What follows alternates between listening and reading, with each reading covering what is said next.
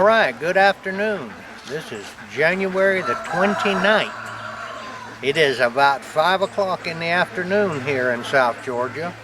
It has been raining all day, and it has finally stopped, and so we decided to get out here with olive oil and shoot a little bit and try to say a few words. So I can't say the first shot counts because I've actually been shooting already, but I guess the first shot on video will have to be the first shot that counts. My hat is in the way a little bit.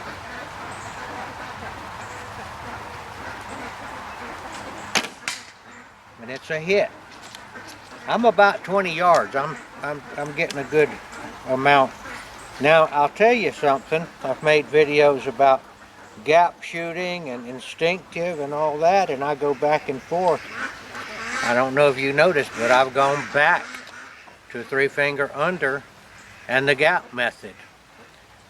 It hits my hat. That's why I have to push it up.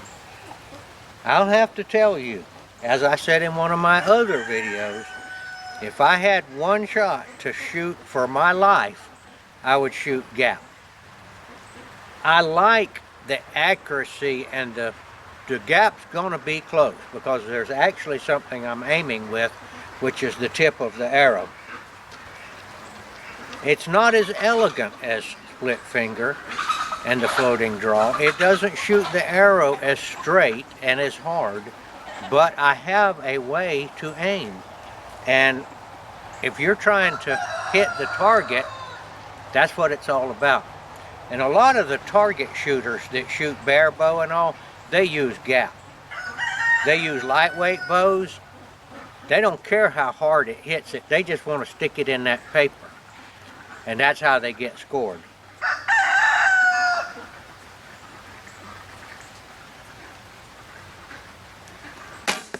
It's a perfect shot.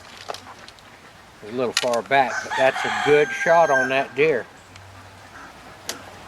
So I went back yesterday and I decided to try gap again, and I was immediately impressed with how few misses I made. I've got the tip of that arrow where I want it.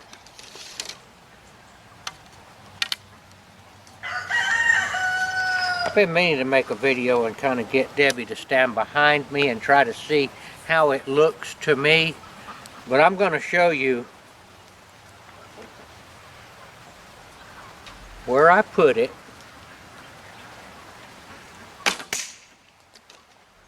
Alright, let me shoot one more and I'll show you where I hold that arrow. I actually hit one of the other arrows then, so that's not really a good test. It actually hit one of the arrows. So I'm going to go to the pie plate.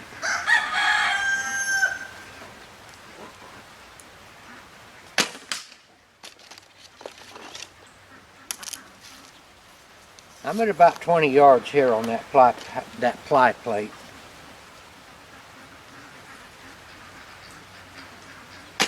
I'm going to show you where I put the arrow. In my visual picture, I close one eye. I'm aiming with my dominant eye, just like I'm aiming the front sights of a pistol. And in my eye, I'm putting the arrow point. I'll show you. That's a dead center there. I'm putting the arrow point about right there. That's where in my eye, I'm seeing the arrow touch right there. When I'm closer, I'm going to see the arrow pointing there. Closer, somewhere along in there. If I'm real close, I may have it right in there. If I'm real far away, the further away I get, and I always hit to the left. I know that, so I always aim over on this rim here. About 25 yards, I'm going to have it right there, right at it. 30 yards here, 40 yards, I'm going to be having it up here. But it breaks down at 40 yards because my hand actually gets in the way of seeing the tip. Well, who's going to want to shoot at a deer at 40 yards anyway? But the target guys, the way they deal with longer shots is they do a string creep. And I'll show you what that is. Instead of I shoot all of mine with my finger right under it, but the string creep, you start pulling your hand down there. See, for long distances, they're holding it down here. I believe I'm right at that. And then that way they can still see the target.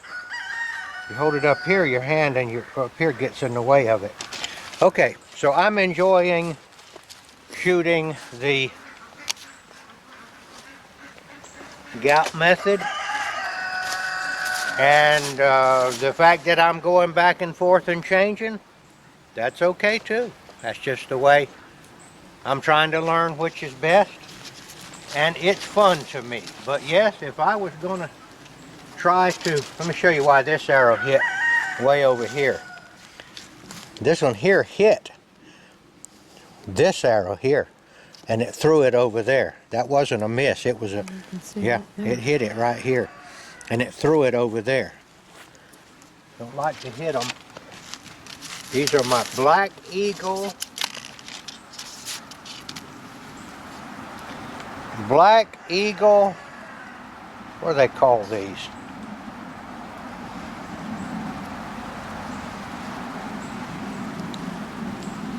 I got my glasses on. I think it's Outlaw, I'm not sure. I don't have my glasses with me. But anyway, this is the first year I used these carbon fiber arrows, and they're very reasonably priced.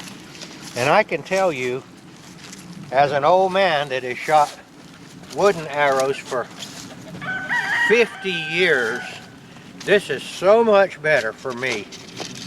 They don't break hardly at all. Now you will hit, I hit the fletching right here. Eventually I'll have to refletch this, but that's no big deal. They don't get crooked, and they're very consistent, and I can spend my time shooting a lot more than fixing arrows and trying to straighten arrows and all that kind of stuff. So I like, you know, I know traditionalists, I was one, got to shoot wooden arrows and all that, but this helps me a lot. I try to keep 12 in here. Shoot 12 times.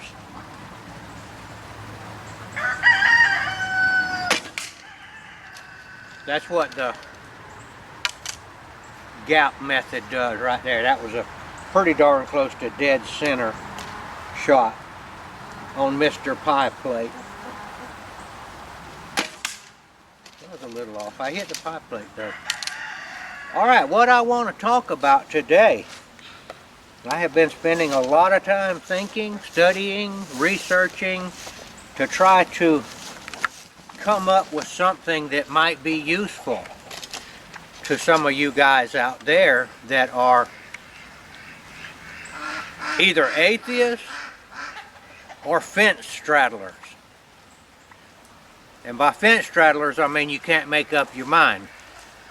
Is there a God? Is there not a God?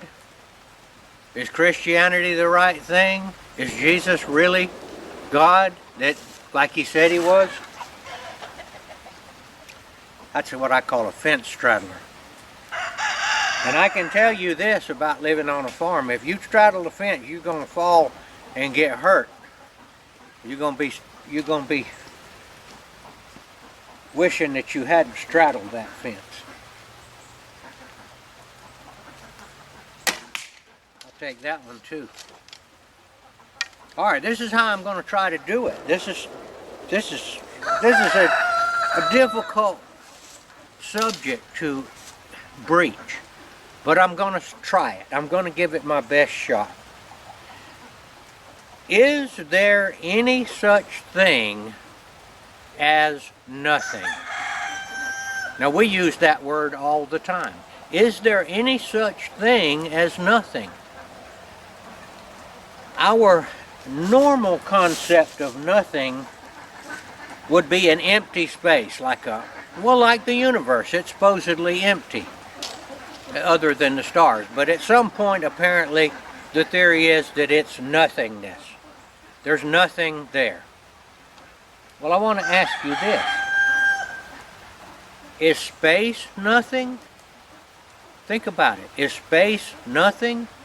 No, it's space. That's not nothing. It has a name. I'll ask you again. Is there any such thing as nothing?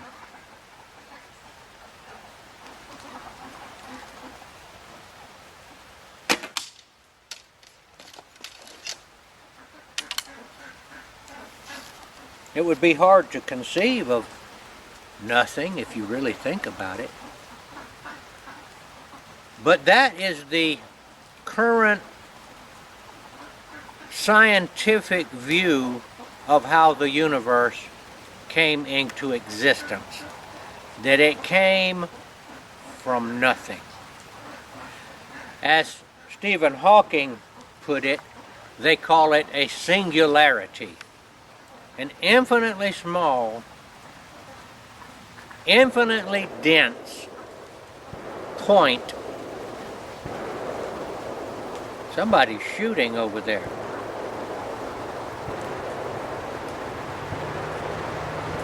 They're wasting a lot of ammo. I guess somebody's target shooting. I can't afford to do that. Good hit. Infinitely small and infinitely dense. That means they're claiming that all of the matter in the universe, that would be the matter that we know about, solid stuff, and there's another thing they call dark matter. They're saying all that came from one point at a particular time, billions of years ago. And there was this big explosion, and the universe came into being.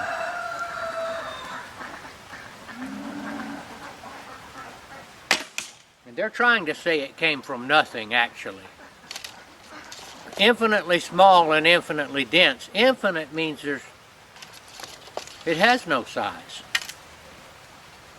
Now I'm going to ask you a question. Can something come from nothing?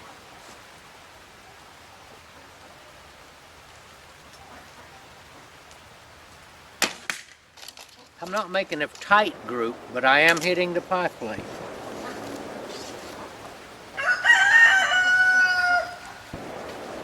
There's actually a shooting range over there, some miles over in that direction. That may be people out there at the shooting range.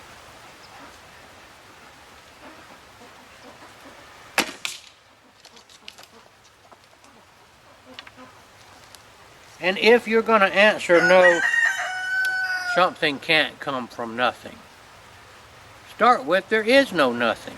I thought we established that. Can you conceive of nothing?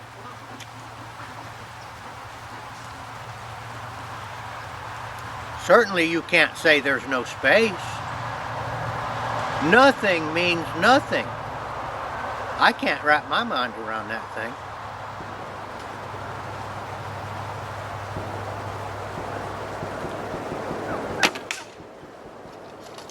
Wow. Somebody's blowing off some ammo over there.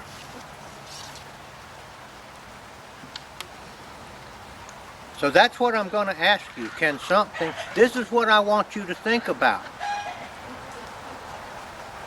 Don't say I don't want to think about it. I don't like to think about it. Think about it. Can something come from nothing?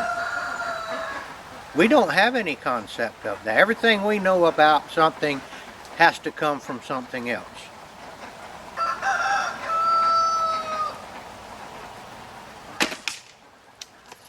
I'm not going to get to the end of it on this discussion. You can go on and on and on about that. But I'm giving you, if you'll stay with me, in the upcoming discussions, we're going to start fleshing this out. I'm going to ask you another thing. The somethings that we think about are solid things. This is a thing. This is olive oil. My really favorite longbow. This is a something. Now let me ask you this. Are ideas something? Ideas. Thoughts. Ideas. Well, you can't grab it. Nobody's ever trapped one. Nobody's ever thrown a rope across it. Nobody's ever actually seen a thought or an idea. Are ideas things? Or are they not? Are they something? Is a thought something? It doesn't apparently need space. Olive oil needs a table to get on and wait till I pick her up again.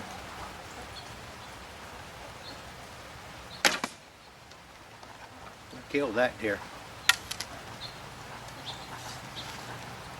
And the end of the question is this. If anybody's out there thinking about it, that's thinking on my level, which I admit is not a very high level. I hear these guys on YouTube, these physicists, talking about the second law of thermodynamics and entropy, and they throw these words around. I look some of that stuff up. I've heard them. They're not all that useful, I think, in a common sense discussion. And I think this can be thought of in a common sense way. Common sense. I think some of those words and some of those discussions, really what they manage to do is confuse people. Can something come from nothing? Is there nothing? Is there any such thing as nothing? That one will blow you away. Now I'm going to give you another word that you already know, and that's the word paradox. I used to have trouble bringing that word up in my mind. I said, I know that word. I want to talk about it. I want to think about it. So I invented they call it a mnemonic device, or a thought or a picture in my mind of a pair of docks, like a boat in a lake, a pair of docks. And then when I wanted to come up with the word paradox, I would think, there's a picture of a pair of docks, and I got it. And I now can pull that word up when I get ready to use it. I'm going to give you the age-old paradox. Which came first, the chicken or the egg? I asked some first grade, some 6- and 7-year-old kids that this morning, and they immediately said, oh, the chicken came first.